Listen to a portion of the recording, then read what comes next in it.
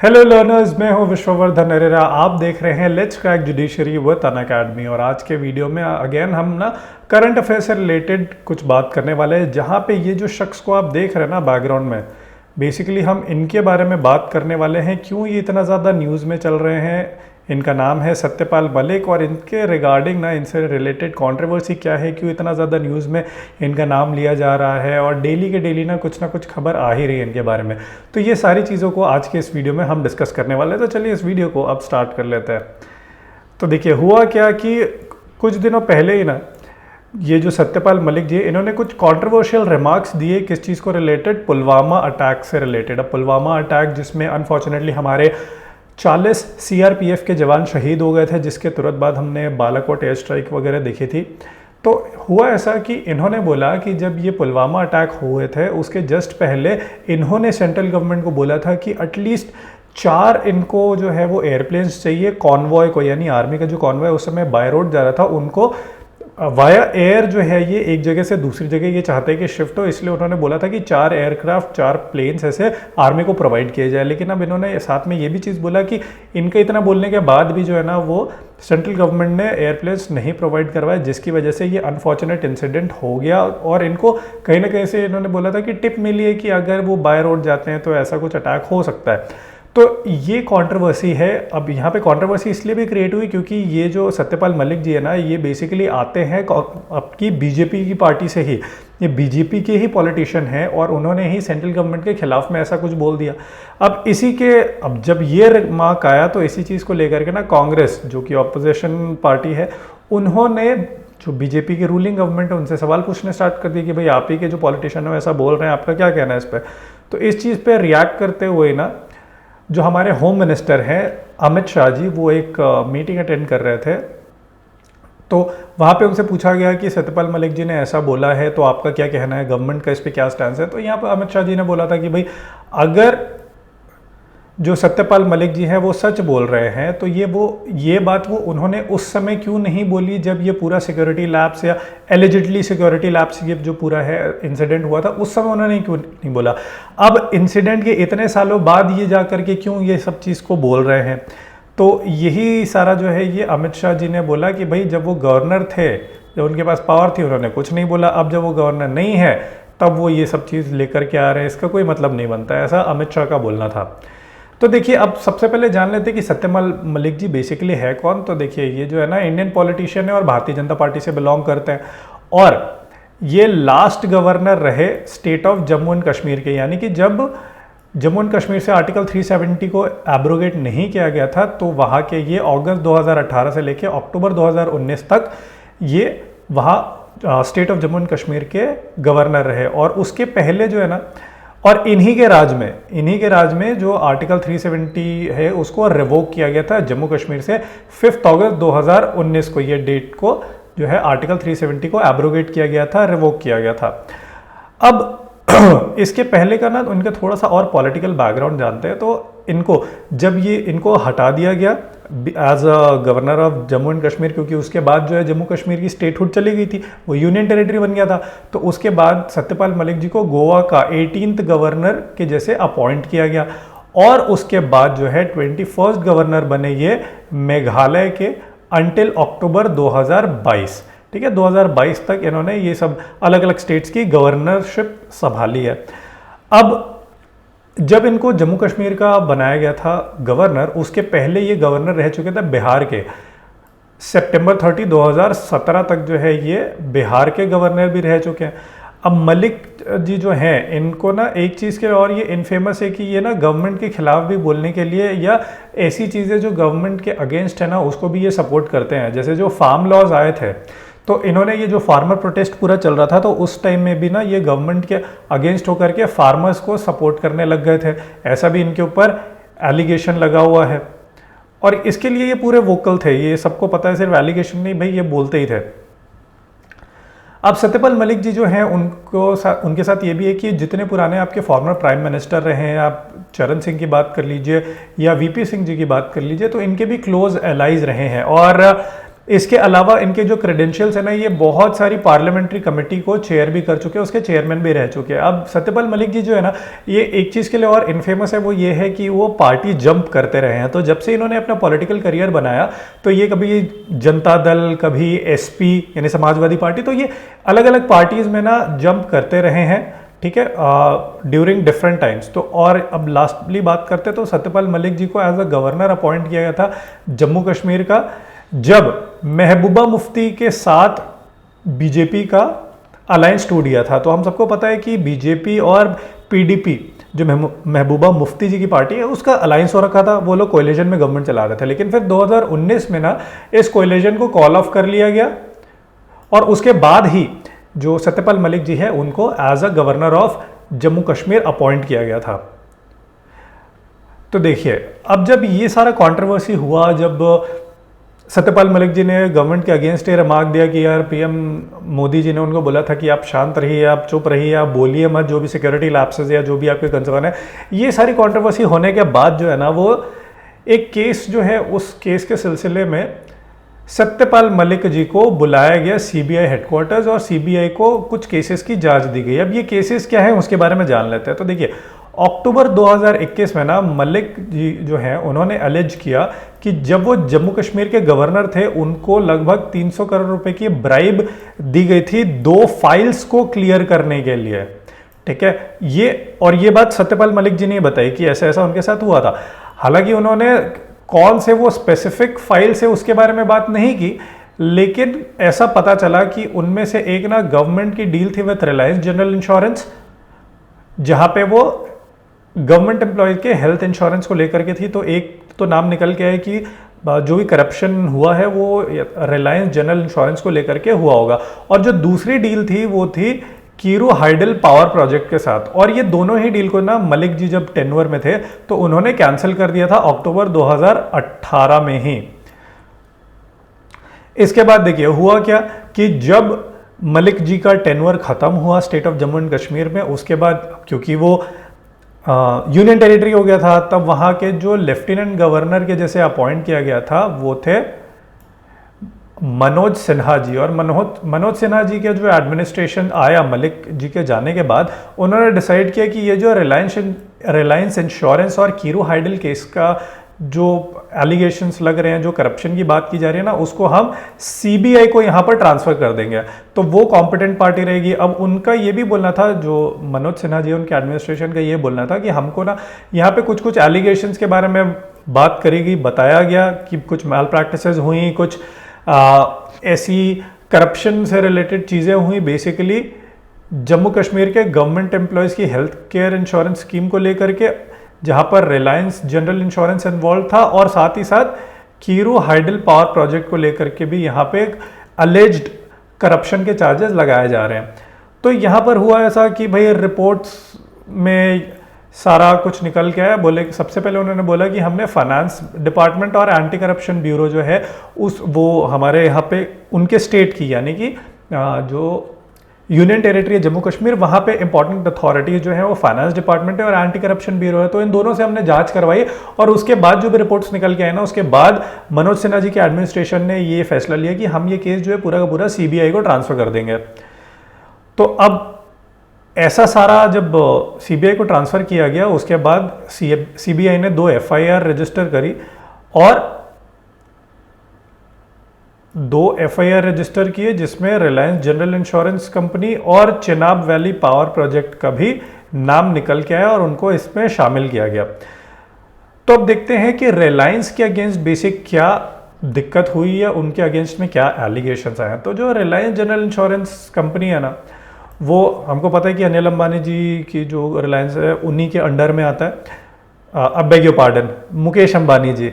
तो यहाँ पे हुआ कैसा कि जो ट्रिनिटी इंश्योरेंस ब्रोकर लिमिटेड एक ये कंपनी है जो कि ना इंश्योरेंस ब्रोकर है बेसिकली, तो इनका नाम भी जो है एफआईआर में लिया गया, जो कि सीबीआई ने रजिस्टर करी थी बाद में। अब हुआ यहाँ पे ऐसा कि जो फाइनेंस डिपार्टमेंट के कुछ अननोन ऑफिशियल्स से ये पता चला कि जो जेएनके के ऑफिशियल्स हैं, गवर्नमेंट ऑफिशियल्स हैं, उन्होंने अपनी पोजीशन का गलत फ़ायदा उठाया है और गलत इस्तेमाल करके क्या किया कि इन्होंने ट्रिनिटी री इंश्योरेंस ब्रोकर लिमिटेड को अपॉइंट किया टू फ्लोट द टेंडर। अब गवर्नमेंट जो होती है उनको भी अपने एम्प्लॉयज़ के लिए इंश्योरेंस की स्कीम्स लेनी पड़ती है, तो उसी के लिए इन्होंने ट्रिनिटी री इंश्योरेंस ब्रोकर को अपॉइंट किया कि बोला भाई आप हमारे बिहाफ में जो है ना टेंडर फ्लोट करो मार्केट में, जिससे जो गवर्नमेंट के एम्प्लॉयज़ हैं उनके लिए जो इंश्योरेंस है वो कोई अच्छा पार्टी को हमको सेलेक्ट करना है, तो आप एक टेंडर फ्लोट करो। तो अब इसके बाद जो फाइनेंस डिपार्टमेंट के गवर्नमेंट ऑफिशियल है उन्होंने बोला कि जम्मू कश्मीर के जो भी ऑफिशियल्स हैं ना उन लोगों ने क्या किया कि अब ये ट्रिनिटी री इंश्योरेंस ब्रोकर लोगों के साथ मिल करके सिर्फ ऐसे लोगों को अपॉइंट किया जिन लोगों ने बेसिकली पैसा खिलाया हुआ था। तो उसमें सबसे पहला नाम निकल के आया रिलायंस जनरल इंश्योरेंस का, कि रिलायंस जनरल इंश्योरेंस है ना उन्होंने अपनी पोजीशन का बहुत गलत फ़ायदा उठाया और साथ ही साथ क्या किया कि वो पूरा जो टेंडर है ना वो अपने नाम ही करवा लिया। तो बेसिकली ये करप्शन के जो चार्जेस हैं वो रिलायंस जनरल इंश्योरेंस के खिलाफ निकल करके आने लगे, और ये सब हुआ था साल 2017-18 के बीच में। मतलब और किसी कॉम्पिटिटर को आने नहीं दिया गया, रिलायंस जनरल इंश्योरेंस को ही यहाँ पर सेलेक्ट किया गया, ऐसा एलिगेशन लगा था। तो देखिए उस समय वही, अब गवर्नमेंट जो है गवर्नमेंट को बेसिकली जो उनके एम्प्लॉयज़ हैं उनके लिए भी इंश्योरेंस लेना पड़ता है, हेल्थ इंश्योरेंस लेना पड़ता है, गवर्नमेंट एम्प्लॉयज़ की फैमिलीज़ के लिए हेल्थ इंश्योरेंस लेना पड़ता है। तो उसी के लिए एक ऐसी कंपनी चाहिए थी जो गवर्नमेंट एम्प्लॉयज़ जो हैं उनको हेल्थ इंश्योरेंस प्रोवाइड कर सके, और उसी में ये रिलायंस जनरल इंश्योरेंस का नाम निकल के आया था। तो ये पूरा केस तो मैंने आपको बता दिया कि भाई जो इंश्योरेंस ब्रोकर हैं ट्रिनिटी, वो लोगों ने ये टेंडर फ्लोट किया था और वहाँ पर रिलायंस को ये पूरा टेंडर मिल गया था, जिसके लिए उनको as a premium 61 crore rupees जो है वो स्टेट एडमिनिस्ट्रेशन ने प्रोवाइड किया था। मतलब एक बार रिलायंस सेलेक्ट हो गया उसके बाद उनको 61 crore rupees as a premium जो है वो प्रोवाइड कर दिया गया। अब जब ये पूरा मामला मलिक जी के द्वारा रेस किया गया ना, रेड फ्लैग जिसमें दिखाया गया, तो मैटर को स्टेट का जो एंटी करप्शन ब्यूरो है और फाइनेंस डिपार्टमेंट है उनको एग्जामिन करने के लिए बोल दिया गया, जैसे मैंने आपको पहले बताया। तो अब क्या हुआ, जब सबसे पहले एंटी करप्शन ब्यूरो की फाइंडिंग्स आई और उसमें बोला कि एंटी करप्शन ब्यूरो है ना सारी चीज़ों की जाँच कर रहा है, जैसे कि रिलायंस को ये टेंडर मिल कैसे गया, इसके बाद क्या रिलायंस ने जो एलिजिबिलिटी क्राइटेरिया हैं उसको फुलफिल किए थे कि नहीं, और क्या मिडिल ऑफ द कॉन्ट्रैक्ट में जो टेंडरिंग प्रोसेस है वो चेंज किया गया था या नहीं, या नॉन ट्रांसपेरेंट सिलेक्शन तो नहीं था यहाँ पे इंश्योरेंस ब्रोकर को सेलेक्ट करने के लिए, कोई नॉन ट्रांसपेरेंट प्रोसेस के थ्रू तो नहीं हुआ था, सबको ट्रांसपेरेंट था कि नहीं था। इसके बाद जो एम्प्लॉयज़ है क्या उनको आर्टिफिशियली जैक किया गया था, यानी उनको पैसे से खिला करके फिर उनको जो है रिलायंस को सेलेक्ट करने के लिए बोला गया था। ये सारी चीज़ों का ना यहाँ पर जाँच की गई एंटी करप्शन ब्यूरो के द्वारा। अब एंटी करप्शन ब्यूरो ने अपनी फाइंडिंग्स जो कि हुई थी 27 नवंबर 2021 को उनकी फाइंडिंग्स आई एंटी करप्शन ब्यूरो की, और उन्होंने बताया कि उनकी जांच के हिसाब से उनको कोई इरेगुलरिटीज़ यहाँ पर देखने को नहीं मिली है। तो ये जो है वो जांच हुई थी एंटी करप्शन ब्यूरो की, और उन्होंने बोला कि भाई हमको तो ऐसा कोई इरेगुलरिटीज़ देखने को नहीं मिल रही यहाँ पर सिलेक्शन में। उसके बाद जो है ना, उसके बाद सिर्फ एंटी करप्शन ब्यूरो ने ये बोला कि हमको कोई इरेगुलरिटी तो देखने को नहीं मिल रही है, लेकिन बस हमने ये बोला कि 44 करोड़ जो है ना वो ज़्यादा प्रीमियम पटा दिया गया था गवर्नमेंट के द्वारा, और क्योंकि कॉन्ट्रैक्ट कैंसिल हो गया था, हमने देखा ना 2018 में मलिक जी ने कॉन्ट्रैक्ट को कैंसिल कर दिया था, तो बोला गया कि जो 44 करोड़ रुपीज़ का अमाउंट एक्सेस में चला गया था एज अ प्रीमियम, वो रिलायंस लौटा दे, वो रिलायंस वापस कर दे। बस इतना ही एंटी करप्शन ब्यूरो ने बोला था। लेकिन अब इसके बाद जब बात गई फाइनेंस डिपार्टमेंट के पास, क्योंकि फाइनेंस डिपार्टमेंट ने भी इसको इन्वेस्टिगेट किया था, तो इन रिपोर्ट इन्होंने बनाई फरवरी 10, 2022 को, और जहां पे उन्होंने मेंशन किया कि यार इरेगुलरिटीज तो हमको दिख रही है। तो अब देख रहे हो दो डिपार्टमेंट के बीच में, एंटी करप्शन ब्यूरो का कहना था कि यहाँ पर कोई इरेगुलरिटीज देखने को नहीं मिल रही है, वहीं पे जो फाइनेंस डिपार्टमेंट है उसका ये कहना था कि हमको कुछ इरेगुलरिटीज दिख रही है इन अवॉर्डिंग द कॉन्ट्रैक्ट। अब ये इरेगुलरिटीज किस किस चीज़ के अगेंस्ट थी? सबसे पहले तो थी कि e tendering process not being followed, मतलब ई टेंडर जब भी फ्लोट किया जाता है तो उसके लिए कुछ प्रोसेसेस हैं जो फॉलो करने पड़ते हैं, उनको फॉलो नहीं किया गया। उसके अलावा the change in the criteria for री tender after only one response was received, यानी कि जब ये टेंडर फ्लोट किया गया तो सिर्फ एक ही कंपनी ऐसी थी जिसका रिस्पॉन्स आया था, तो वहाँ पर भी काफ़ी कुछ चेंजेस कर दिए गए। उसके अलावा ट्रिनिटी के साथ जो अग्रीमेंट था गवर्नमेंट का कि भाई ट्रिनिटी गवर्नमेंट के बिहाफ में जो है टेंडर को रेस करेगी, वो ऑलरेडी साइन हो चुका था, लेकिन उसके बाद भी उस पर बहुत सारे चेंजेस किए गए और जो फर्स्ट इंस्टॉलमेंट था प्रीमियम का वो अग्रीमेंट साइन होने से पहले ही रिलायंस को दे दिया गया। तो ये सारी इरेगुलरिटीज थी जो फाइनेंस डिपार्टमेंट ने रिपोर्ट करी कि भाई हमको लगता है कि इरेगुलरिटीज है इन सारी चीज़ों को लेकर के।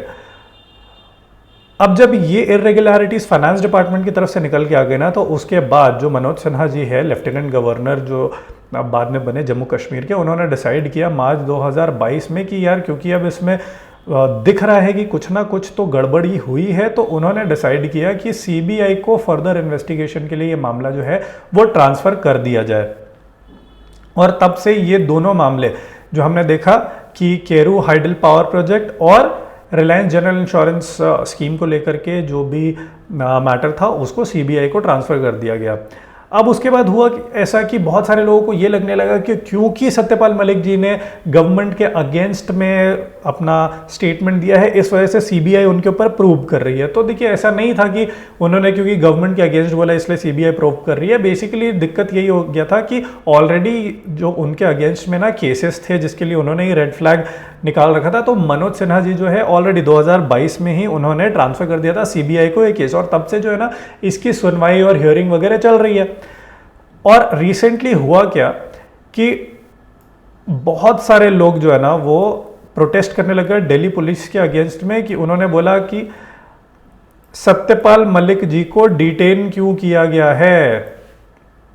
हाँ, उनको डिटेन कर लिया गया, इस वजह से दिल्ली पुलिस के अगेंस्ट में बहुत सारे लोग मार्च करके गए थे और दिल्ली पुलिस के अगेंस्ट में बोलने लगे थे। जिसके ऊपर ना हुआ ये देखिए, ये जो पूरा मैटर है इसमें यही हुआ कि सत्यपाल मलिक जी के जो सपोर्टर्स है ना वो 22 अप्रैल को यानी सैटरडे को उनको ये लगा कि शायद सत्यपाल मलिक जी को अरेस्ट किया गया और वो दिल्ली पुलिस के अगेंस्ट में जाकर के बोलने लग गया। आर के पुरम पुलिस स्टेशन जो है वहाँ पे शायद उनको अरेस्ट किया गया, ऐसा सारे सपोर्टर्स को लग रहा था। क्योंकि अब यहाँ पे हुआ कैसा कि कुछ खाप प्रधान कुछ लोगों ने यहाँ पर क्या किया, उन्होंने ये मैसेज सर्कुलेट किया व्हाट्सएप पे और ट्विटर पे भी। उन्होंने बोला कि भाई जो सत्यपाल मलिक जी हैं और उनके साथ और भी काफ़ी लोगों को ना दिल्ली पुलिस ने आर के पुरम पुलिस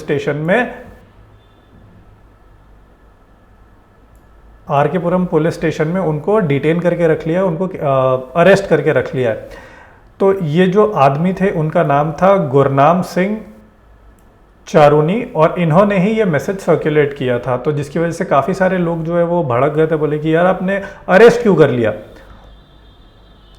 तो यहाँ पर देखिए फिर क्या हुआ कि दिल्ली पुलिस ने अपना एक्सप्लेनेशन दिया। उन्होंने बोला कि भाई ये सब जो इन्फॉर्मेशन है ना ये फॉल्स इन्फॉर्मेशन फैलाई जा रही है और कोई हमने सत्यपाल मलिक को डिटेन वगैरह करके नहीं रखा है। हाँ, हमने जनरल पूछताछ के लिए ज़रूर उनको बुला के रखा था, लेकिन उसके बाद ही was at the liberty to leave at his own will. हमने थोड़ा पूछताछ के लिए बुलाया था ये है, लेकिन बाकी तो सब फॉल्स इन्फॉर्मेशन चल रही है कि हमने उनको अरेस्ट कर लिया, ऐसा कुछ भी नहीं हुआ है। तो यही सारी चीज़ों पे ना फिर जो सत्यपाल मलिक जी हैं इन्होंने रिएक्ट किया। उन्होंने बोला कि भाई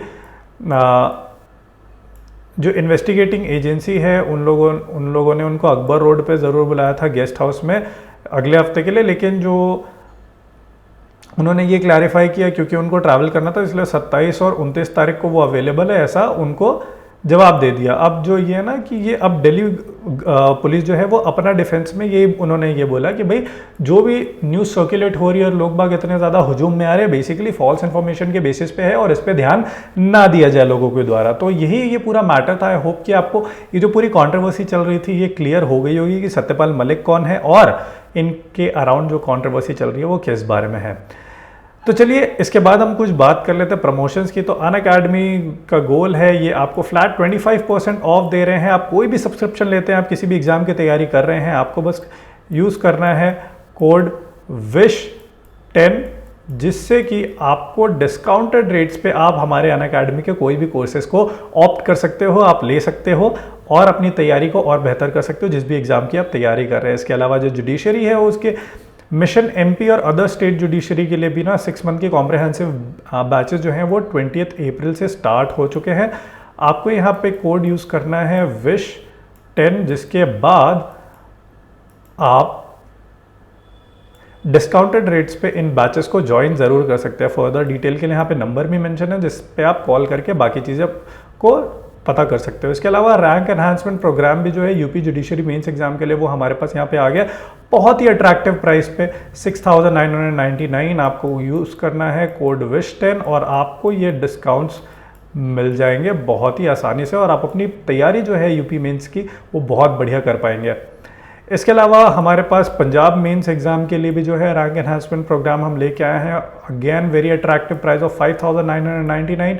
आपको यूज़ करना है कोड विश10 और आपको यहाँ पे मिल जाएगा बहुत ही शानदार डिस्काउंट और आपकी तैयारी हो जाएगी बहुत बढ़िया। इसके अलावा सारथी 5.0 कॉम्प्रिहेंसिव बैच जो है वो ऑलरेडी स्टार्ट हो गई है, 12 महीने की ये बैच चलने वाली है, तो आप बिल्कुल इसे अभी भी जाकर ज्वाइन कर सकते हैं। आपको यूज़ करना है कोड विश10 और आप फर्दर डिस्काउंटेड प्राइस में इस कोर्स को अवेल कर सकते हैं और आपकी जुडिशरी की तैयारी आप और बहुत बढ़िया कर सकते हैं। इसके अलावा जो अनअकैडमी की ऑफलाइन क्लासेस है जुडिशरी के लिए वो चंडीगढ़ में स्टार्ट होने वाली हैं। 5 जून 2023 से इसका बैच स्टार्ट होने वाला है। आप कोड यूज़ करिए विश10 और अपनी सीट्स को बुक करिए एट डिस्काउंटेड प्राइस और आपको यहाँ पे काफ़ी अट्रैक्टिव डिस्काउंट मिल जाएंगे और हमारी बहुत ही बढ़िया यहाँ पर टीम ऑलरेडी चंडीगढ़ में है जो आप लोग की जुडिशरी की तैयारी को और बेहतर कर देंगे। इसके अलावा रैपिड बैच जो है बिहार जुडिशरी गुजरात जुडिशरी की और यूकेपीएससी के लिए जो है ऑलरेडी स्टार्ट हो चुकी है, 3 मंथ्स की ये बैच है, इसको भी आप जा करके सब्सक्राइब ज़रूर कर सकते हैं। इसके अलावा लिंकिंग रेगुलर बैचेस जो हैं सारी स्टेट जुडिशरी एग्जाम्स के लिए वो भी स्टार्ट हो चुके हैं ऑलरेडी। 3 अप्रैल से 12 महीने ये बैच चलने वाली है, आप इसको भी जा करके ज्वाइन कर सकते हैं, सब्सक्राइब कर सकते हैं। यूज़ करिएगा कोड विश10 और आपको डिस्काउंटेड रेट्स पे इन बैचेस में मिल जाएगी एंट्री। इसके अलावा देखिए हमारा तो गोल ही यही है कि आप लोगों की जितनी भी जुडिशरी की जो तैयारी है उसको हम और टॉप नॉच बना दें और बेहतर कर दें, जिसके लिए हमारे जो इंडिया के टॉप एजुकेटर्स हैं वो हमेशा आपकी मदद करने के लिए यहाँ पर शामिल है। मैं चाहूँगा कि आप टेलीग्राम चैनल, हमारा टेलीग्राम चैनल ज़रूर यहाँ पर आप ज्वाइन कर लें क्योंकि इंडिया के जितने भी टॉप एजुकेटर्स हैं हमारे पास वो आपसे इन्हीं टेलीग्राम चैनल के थ्रू 1-on-1 इंटरैक्ट कर सकते हैं। आपके जो भी डाउट्स हैं आप उनसे क्लियर कर सकते हो। आप और भी कोई स्ट्रैटेजी और भी कोई चीज़ जानना चाहते हो एग्जाम से रिलेटेड तो बिल्कुल आप उनसे वहाँ पर इंटरैक्शन करके उन चीज़ों को क्लियर कर सकते हो। So with that being said, this is the end of the video. Thank you very much.